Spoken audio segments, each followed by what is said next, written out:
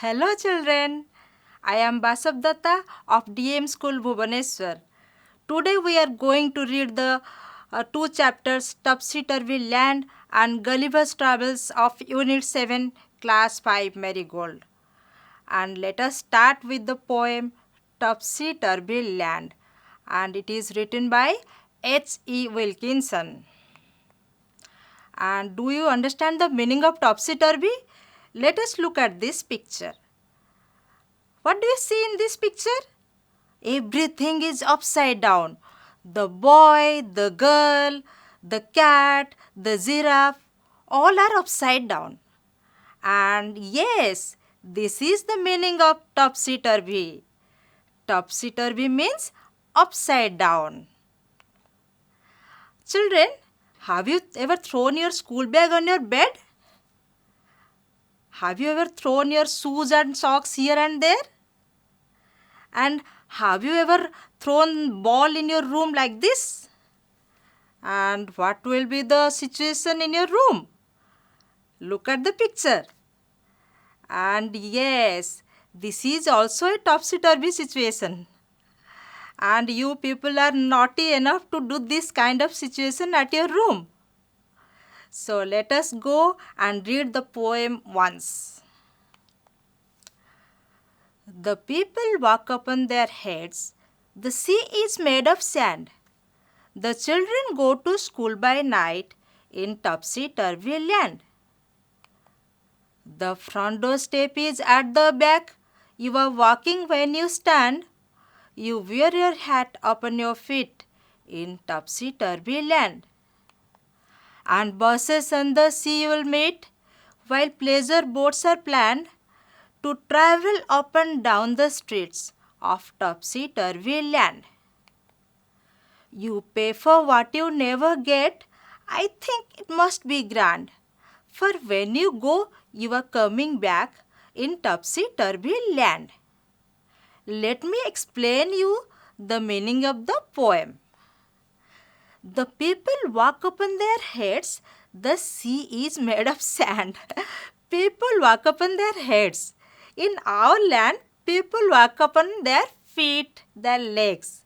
But in topsy-turvy land, people walk upon their heads. Isn't it strange? And the sea is made of sand there. In our land, sea is made of water and water. But in topsy-turvy land, sea is made of sand. The children go to school by night in topsy-turvy land. In our land, children go to school in the morning at 7 or 8 or 9 or 10 in the morning. But it's topsy-turvy land. Everything is opposite here. The children go to school by night. They go to school at night. And what do they do in the daytime? We don't know. The front door step is at the back. You are walking when you stand. And in topsy-turvy land, the front door step is at the back of the house. And you are walking when you stand. Actually, you are standing, but you are walking because it is topsy-turvy land. You wear your hat upon your feet in topsy-turvy land. In our land, we put on our hat like this. Yes, like this on our head. But in topsy-turvy land, you wear your hat upon your feet.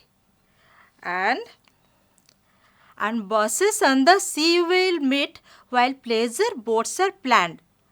Buses on the sea?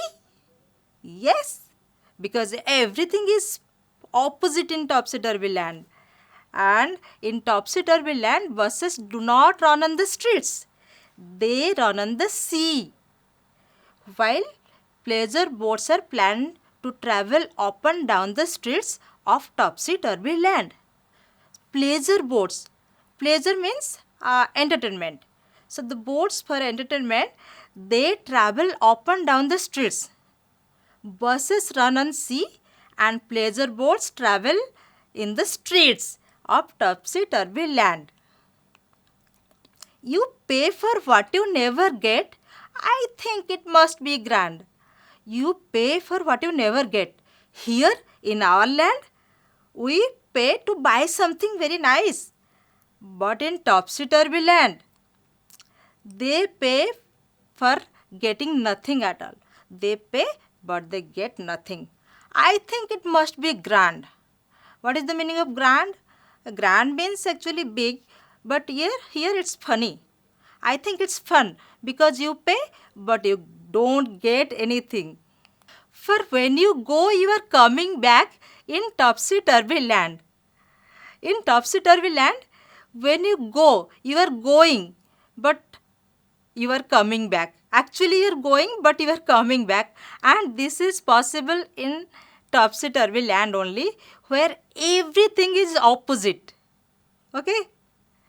So, we have understood the poem, the meaning of the poem. Now, let me show you some funny situations like that of topsy-turvy land. And you can also imagine such things yourselves. I will show you some pictures. You see, the fishes are flying in the sky in topsy-turvy land. Fishes in our land, they swim in water, but they are flying in sky because it's topsy-turvy situation. And you see, the cot is twirling in room, and the cot is not on the floor. It is twirling in the room because it's topsy-turvy situation, means ulta-pulta situation. And the fan has turned into a big octopus. Wow, it's really funny. The fan has turned into an octopus because again it's a topsy-turvy situation. And umbrella twirling round and round. You see the picture. Umbrella is twirling round and round because it's a topsy-turvy situation. So now, children, let us learn the word meanings. There are not too many difficult words there. So, what is the meaning of topsy-turvy? I have already explained. Topsy-turvy means upside down. Pleasure. Pleasure boats, feeling of enjoyment. I explained pleasure boats means the boats which are meant for enjoyment. Grand. Grand means big.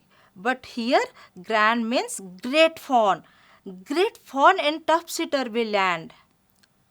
So children, let's move to the question answer part. When do children go to school in topsy-turvy land? Children go to school at night in topsy-turvy land. In the poem, if buses travel on the sea, then where do the boats travel? How should it rightly be? In the poem, boats travel on the streets, whereas they should travel in the sea. Next question. The land of topsy-turvy is very different from our land. Let's draw a comparison by filling in sentences wherever needed. You see, topsy-turvy land and our land. The difference is there. And now you have to fill the blanks. In topsy-turvy land, people walk on their heads. But in our land, they walk on their feet. In our land, people walk on their feet. And in our land, the buses run on land. But in topsy-turvy land, the buses run on the sea. In topsy-turvy land, they wear their hats on feet. But in our land, they wear their hats on their heads. In topsy-turvy land, boats travel in streets. In our land, boats sail in the sea. But in topsy-turvy land, boats travel in streets. In topsy-turvy land, people pay for what they don't get. But in our land, people pay for what they get. So, children, with this we come to the end of this poem. Children, now let us go to the second chapter, Gulliver's Travels of Unit 7. Gulliver's Travels is actually very famous and popular book in the world. It is not only popular among elders but also popular among children. It has been written by Jonathan Swift. Gulliver, the hero of the book, is actually a sailor who travels in ship to different parts of the world. And during his travel, he faces many adventurous experiences. And this book describes his adventures. And this book has four parts basically. The first part and the second part are very popular among children. The first part contains Gulliver's experience in the land of tiny creatures. That land is called Lilliput, in the land of tiny creatures where people and animals are very small, only up to few inches, maximum 6 inches in height. I will show you the pictures. You see how Gulliver appears like a giant to those tiny people. Here, the tiny people have tried to tie Gulliver with ropes. But we will study the second part. Achha, when a person tells the story of his life in his own words, it is called an autobiography. Means, if a person describes his life experiences through his book, through his writings, through his experiences, his achievements in his book, then the book is called its autobiography. And in this story, since Gulliver describes his experiences, we can say this as Gulliver's autobiography. Gulliver, a sailor, was once caught in the land of giants. The story is how he describes his experience. So, the second part contains Gulliver's adventure, Gulliver's experience in the land of giants, where all were giants, just opposite to the first part, where all the people, all the creatures were very tiny. Let us read the story now. On the 16th of June 1730, we discovered land. Our captain sent a dozen of men with vessels for water, if any could be found. When we came to land, we saw no river or spring nor any inhabitants. So, on the 16th June 1730 means around 300 years back. Gulliver's experience was written around 300 years back.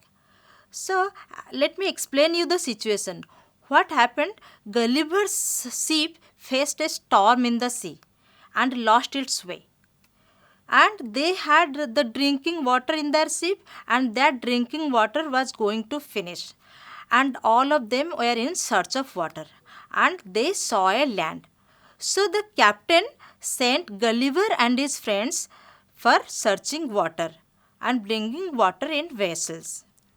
So when the people went to the land, they could not see any river, any lake, any spring there. Neither they could see any inhabitant there. Inhabitant means people living at a particular place. So they could not find water, they could not find people there. I went on to explore. The country was barren and rocky. I turned back to join the crew, only to see them getting into the boat and rowing for life to get to the ship. So what happened? I went on to explore. I went a little further than my friends, and the country was barren. Barren means there was no vegetation, there were no trees, and it was rocky also. So many rocks are there, everywhere rocks are there, were there. So I also could not find water, and I turned back to join my friends. But what did I see? I saw my friends are getting into the boat and they are rowing as fast as they could to get to the ship. Before I could reach them, I observed a huge creature walking after them in the sea as fast as he could. The water of the ocean reached only till his knees. So, before I could reach my friends, what did I see? I saw a huge creature. I saw a huge, very huge creature walking, chasing my friends in the sea. And they were rowing faster because they wanted to save their lives. And the creature was so big, so huge that the water of the ocean only reached only till his knees. However, the monster was unable to overtake the speeding boat. I turned back quickly and climbed up a steep hill with fields of barley on either side and the current rising up to 40 feet. So, what happened? The monster could not catch my friends. He could not reach my friends because the boat was at its highest speed. And now, what would I do? I turned back to save my life. I turned back quickly and climbed up a steep hill. Steep, you understand? Steep means very sharp and slopey. And I climbed because I wanted to save my life. I climbed up the steep hill where fields were there on either side. Barley fields were there on either side. And the corns were so big. They were rising up to 40 feet. Just imagine. 40 feet means the height of a coconut tree. Up to that. The corns were so big. There was a fence to pass from one field to the other. It was impossible for me to climb because every step was 6 feet high. So I wanted to save my life, and there was a fence to pass from one field to the other. I tried to cross the fence, but every step of the fence was 6 feet high. 6 feet means a little higher than myself. So I tried to, it was impossible for me to climb, in fact, and to cross the fence. I was trying to find a gap in the hedge when I discovered one of the inhabitants in the next field walking towards the fence. What was I trying? I was trying to find a gap. I could not climb the fence. Now I was trying to find a gap in the hedge, among the bushes, so that I could hide myself. But what did I see? I saw one of the inhabitants, one of the people in the next field was walking towards that fence. Oh my God! He was of the same size as the creature chasing the boat. I was struck with utmost fear and astonishment and ran to hide myself. He called in a voice much louder than a trumpet. So, I think all those people in that land were the same monster size as the first person who was chasing the boat. All were giants. I was struck with utmost fear. I was trembling with fear and astonishment and ran to hide myself. He called in a voice much louder than the trumpet. You understand, trumpet? And the voice of the monster was much louder than the trumpet. Big size of their body and big voice. It sounded like thunder. 7 monsters like him came towards the field ready to reap the corn. They carried a reaping hook which was very big. So the monster's voice sounded like thunder to me, and I was very much afraid. Now 7 monsters like the first one, the giant monster who was approaching me, they came towards the field ready to reap the corn. Reap, you understand? Reap means cutting the crop. Okay.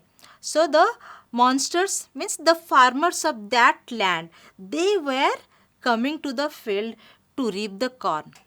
And they were carrying reaping hooks. Reaping hooks means the tool that is used to cut the crop. And the reaping hooks were really very big. When one of the reapers approached where I lay hidden, I screamed as loud as I could. So one of the reapers, the farmers were coming towards that field, and one of the reapers was coming where I was trying to hide myself. And when he was just approaching me, I was hiding, but I could not help myself. I screamed at the top of my voice.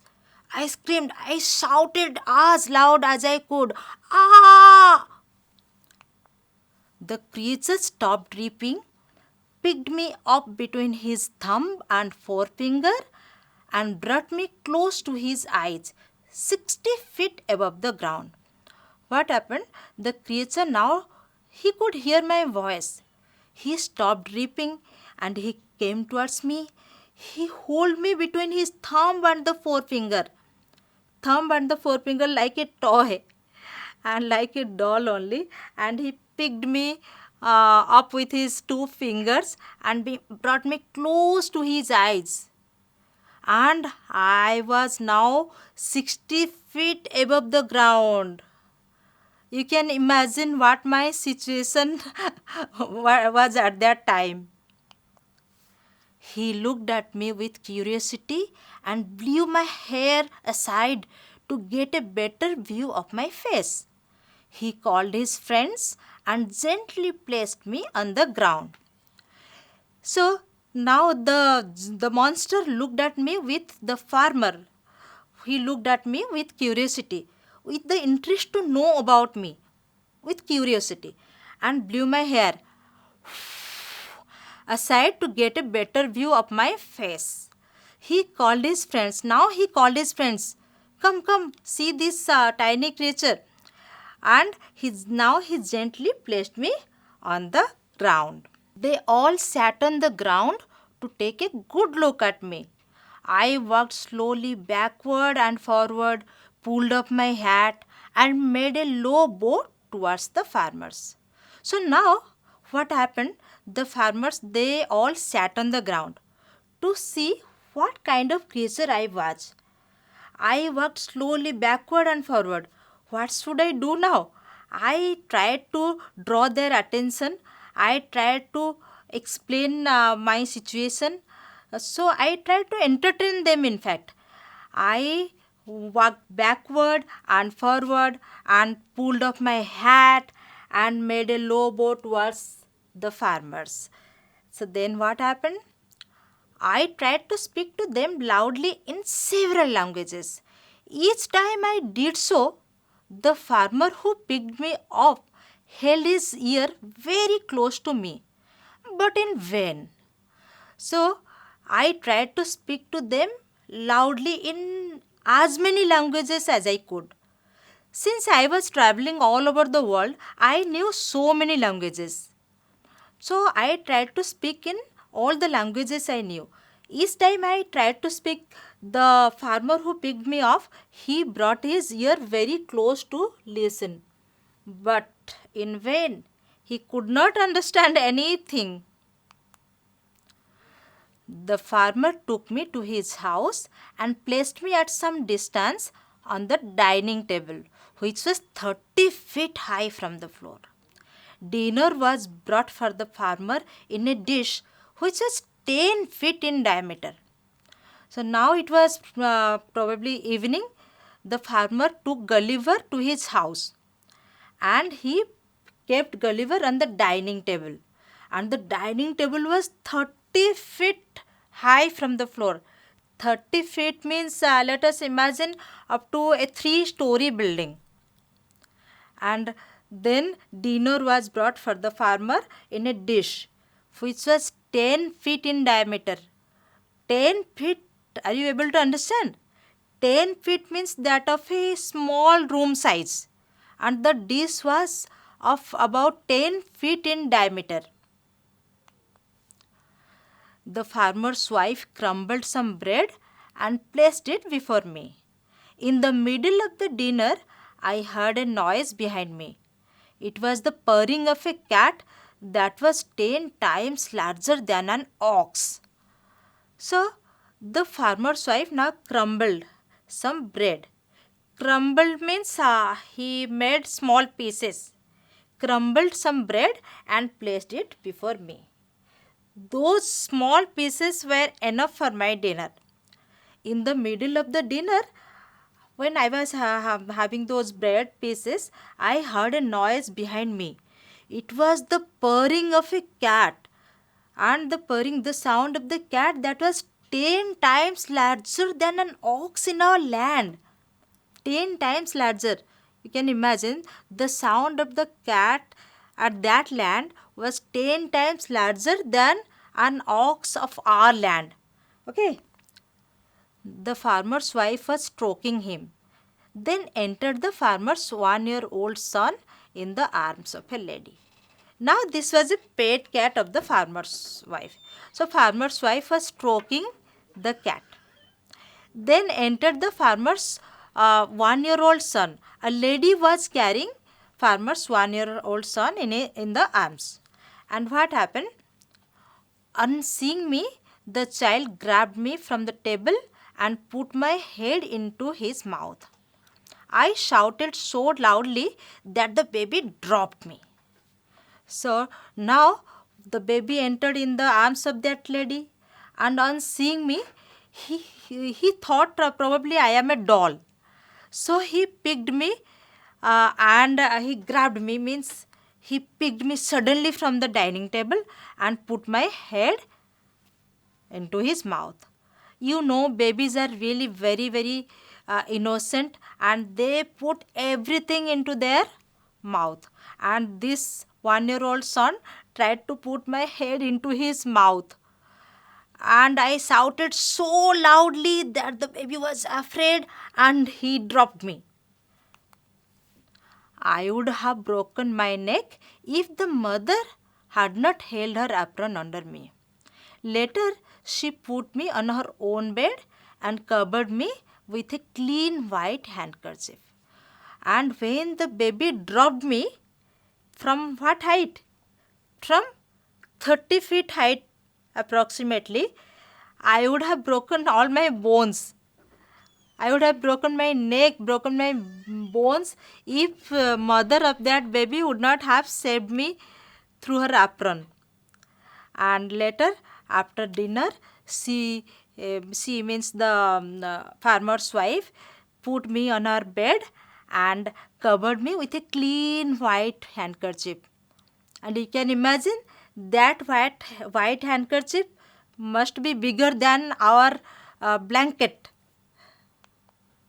I slept dreaming of my home, my wife, and my children. Now that I could not do anything, I went to sleep and I was away from my home, so I kept dreaming about my wife and my children, my home.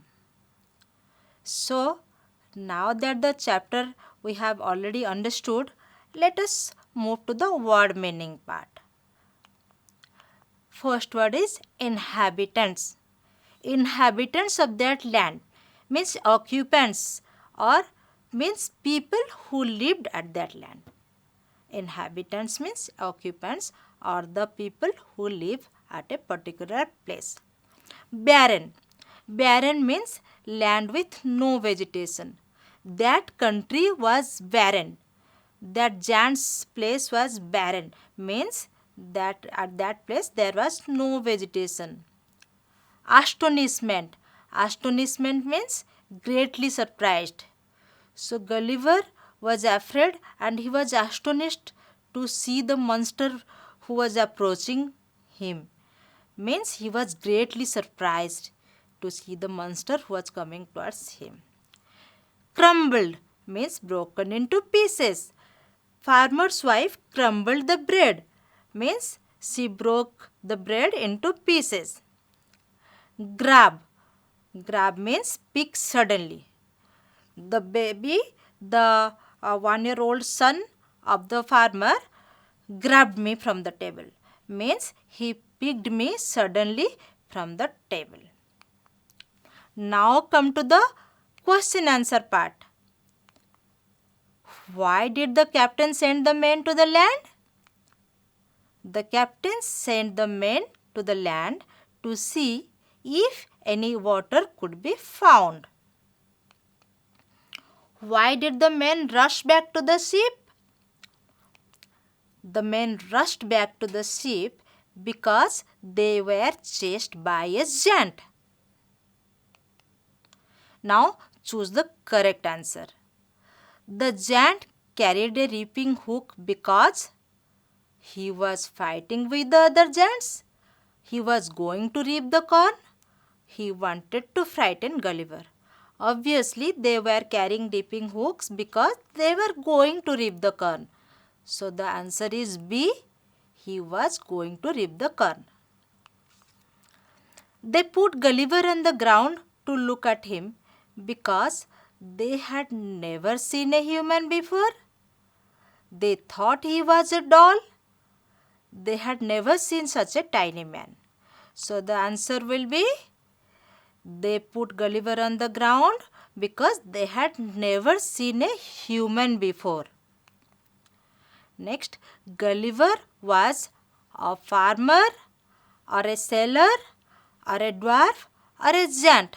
Obviously, he was a sailor because he was always traveling in the ship. So children, now we have finished both the chapters. Hope you enjoyed the lesson and learnt many things. Thank you.